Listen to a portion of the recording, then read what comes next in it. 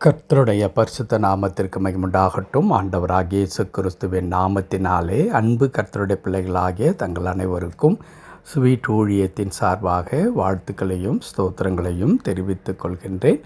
செப்பனியாவின் புத்தகம் 3ஆம் அதிகாரம் 15வது வசனம். செப்பனியா 3ஆம் அதிகாரம் வசனம் 15 2ஆம் பகுதி.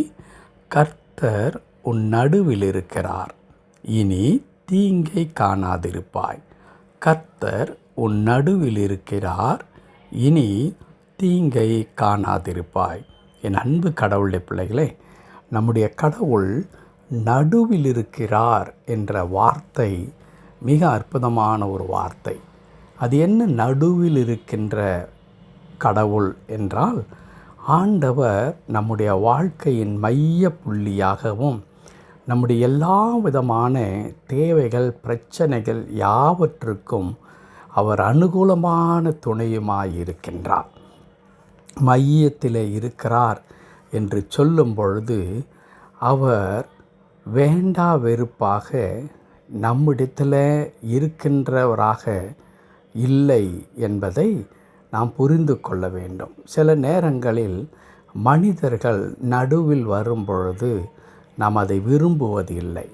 ஏனென்றால் இது என்னுடைய பிரச்சனை, இது என்னுடைய காரியம், நீ ஏன் தேவையில்லாமல் மூக்க நுழைக்கின்றாய் என்று நாம் கேட்கின்ற வழக்கமுடையவர்களாக நாம் இருக்கின்றோம். கடவுள் அப்படி இடையூறு செய்கின்ற கடவுளாக அல்லது தனக்கு அவசியம் இல்லாத இடத்தில் அவர் தன்னை வந்து இடையூறாக இணைத்து கொள்ளுகிற கடவுளாக அல்ல, மாறாக த டெஸ்பரேட் சிச்சுவேஷன் என்று சொல்லுவோமே, உதவியற்ற நிலையிலே நாம் இருக்கும் பொழுது, மிகவும் விரக்தி அடைந்த நிலையிலே நாம் இருக்கும் பொழுது, இந்த சூழ்நிலையிலிருந்து யார் நம்மை விடுவிக்கக்கூடும், யார் நம்மை மீட்டெடுக்கக்கூடும், யார் நமக்கு ஆதரவாக நிற்கக்கூடும் என்ற கேள்வியெல்லாம் வருகிறதே, அந்த கேள்வியின் நேரத்தில் கடவுள் இதோ நான் உனக்காக இருக்கிறேன்,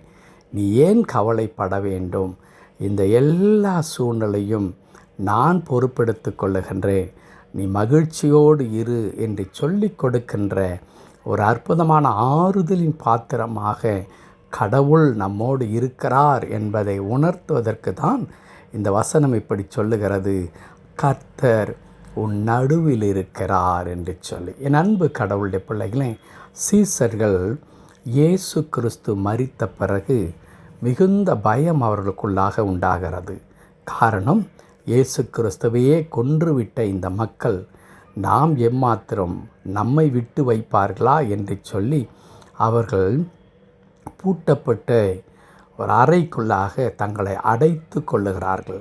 வெளியே தலை காட்டுவதற்கு பயம், என்ன நடக்குமோ, நம்முடைய உயிருக்கு எந்த விதமான உத்தரவாதமும் பாதுகாப்பும் இல்லை என்று பயந்து நடுங்கி கொண்டிருந்த அந்த மக்கள் மத்தியிலே, சீஷர்கள் நடுவிலே, பூட்டப்பட்ட வீட்டில் ஆண்டவர் தோன்றி அவர் சொன்ன வார்த்தை, உங்களுக்கு சமாதானம் என்று சொன்னார்.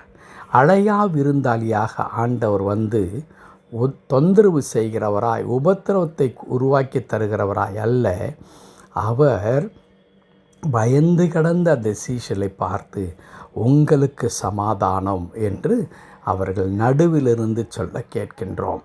ஆம் அன்பு கடவுளுடைய பிள்ளைகளே, அப்படிப்பட்ட ஒரு அற்புதமான ஆண்டவர் தான் இன்றைக்கு நம்மை பார்த்து சொல்லி தருகிறார், உன்னுடைய வாழ்வின் நடுவில் நான் இருக்கிறேன், உன் பிரச்சனையின் நடுவில் நான் இருக்கிறேன், உன் தோல்வியின் நடுவில் நான் இருக்கின்றேன், நீ சந்தித்து இருக்கின்ற அவமானங்கள் நிந்தைகளின் நடுவில் நான் இருக்கின்றேன், உன்னுடைய தேவைகளின் நடுவில் நான் இருக்கின்றேன், உன்னுடைய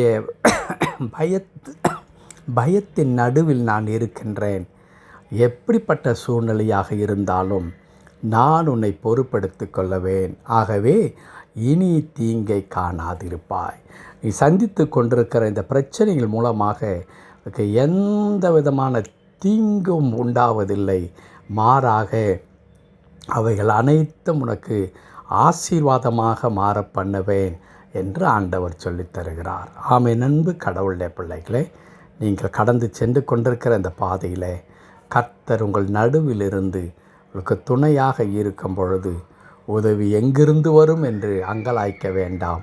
உங்கள் அருகிலேயே, உங்கள் மத்தியிலேயே கடவுள் நின்று கொண்டிருக்கிறார் உங்களுக்கு உதவி செய்வதற்காக. அங்கே இருக்கின்ற ஆண்டவரை நீங்கள் உணர்ந்து கொள்ளுங்கள். படகில் சென்று கொண்டிருக்கிறார்கள், புயல் கொந்தளிக்கிறது, படகு மூழ்குகிறது.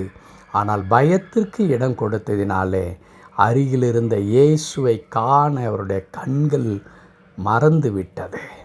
ஆனால் இயேசுவை நோக்கி பார்க்கும் பொழுது அற்புதம் நடக்கும், அதிசயம் நடக்கும். கடவுள் நம்மை பொறுப்பெடுத்து கொள்ளுகிற அற்புதமான ஆண்டவராக இருக்கிறார். ஆகவே என் அன்பு கர்த்தருடைய பிள்ளைகளே, தேவனுடைய திருக்கரத்தில் தாழ்த்தி அர்ப்பணியுங்கள். காரணம், அவர் உங்கள் நடுவிலிருந்து உங்களை எல்லா விதத்திலும் பொறுப்பெடுத்துக்கொண்டு உங்களை ஆசீர்வாதத்தின் பாதையில் நடத்துவதற்கு அவர் சித்தமுள்ளவராயிருக்கிறார். ஆகவே தான் சொல்லுகிறார், இனி நீ தீங்கை காணாதிருப்பாய், ஒரு தீங்கும் உங்களுக்கு வருவதில்லை. ஜெபிக்கலாமா? அன்பு நிறைந்த ஆண்டவரே, உமக்கு நன்றி செலுத்துகிறோம். எங்கள் நடுவில் இருந்து எங்களை பொறுப்பெடுத்துக்கொண்டு எங்களை அற்புதமாய் வழி நடத்துகின்ற ஆண்டவராக இருக்கிறீர். அதற்காக ஸ்தோத்திரம். ஆம் ஆண்டவரே, பிரச்சனைகள் எதுவாக இருக்கலாம் ஆண்டவரே, எங்களுடைய தேவைகள் எப்படிப்பட்டதாக இருக்கலாம், எப்படிப்பட்ட ஆபத்துக்குள்ளாக நாங்கள் இருக்கலாம். ஆனால் எங்களோடு எங்கள் நடுவில் நீர் இருக்கும் பொழுது நாங்கள் சமாதானத்தோடு கூட இருக்க முடியும். காரணம், நீர் எல்லாவற்றையும் பொறுப்பெடுத்துக் கொள்வேன். அடியனோடு இணைந்து ஜெபித்து கொண்டிருக்கிற என் அன்பு கர்த்தருடைய பிள்ளைகள் இந்த ஜெபத்தை கேட்டுக்கொண்டிருக்கிற நேரத்தில் எந்த சூழ்நிலையில் அவர்கள் இருந்தாலும் அவைகள் எல்லாம் உம்முடைய பார்வையில் அது ஒன்றுமில்லை ஆண்டவரே. உம்முடைய ஒரே ஒரு வார்த்தையினால் இதை மாற்றி போட முடியும்.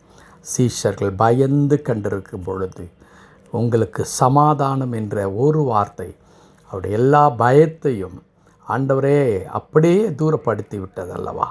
அதே வண்ணமாய் உமது பிள்ளைகளை இந்த நேரத்தில் நீர் பலப்படுத்தி உமது பிள்ளைகளுக்கு வேண்டிய எல்லா கிருபைகளை கடவுள் கட்டளிடும்படியாக நாங்கள் ஜெபிக்கின்றோம். தொடர்ந்து பொறுப்படுத்திக் கொள்ளும், அற்புதங்களை செய்யும். மீட்பர் நாமத்தில் ஜெபிக்கிறோம் எங்கள் நல்ல பிதாவே. ஆமென், ஆமென்.